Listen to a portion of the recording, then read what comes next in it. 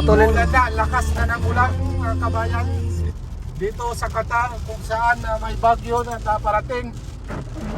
Yan, hindi na natin makita. Yan o, nakita mo yung daan.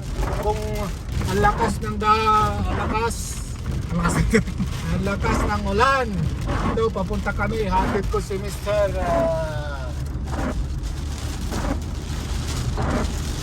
Hello! Hello to my vlog. Yan, o, tignan mo, hindi makita. Yan, then papunta akong airport. Maghatid. Sana hindi ako ma-trap doon. Ano kayo dyan? New Zalata. Alsamar. Diretso lang ako. Ba? Yan. Lakas ng ulan mga kabayan. Ito yung madalang lang umulan dito. Kaya lang kapag ka-umulan, yun na. Magkakabaha na.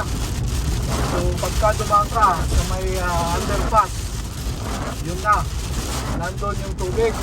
Kakaroon ng baha. Matatrap ka. Kaya yung mga gusto na umuwi dyan, nagkaroon ng opisina, uwi na kayo. Mabuti na lang, hindi ako nagpakarwas kahapon.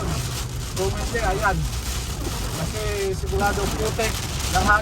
Pakita mo, putik na putik yan. Putik, hindi yan tubig. Hindi gaya sa atin. Yan, lahat. Hindi mo makita. Pero dito, yung mga tao rito, hindi marunong mag-drive sa madulas na daan. Kaya nagkakaroon ng disgrasya.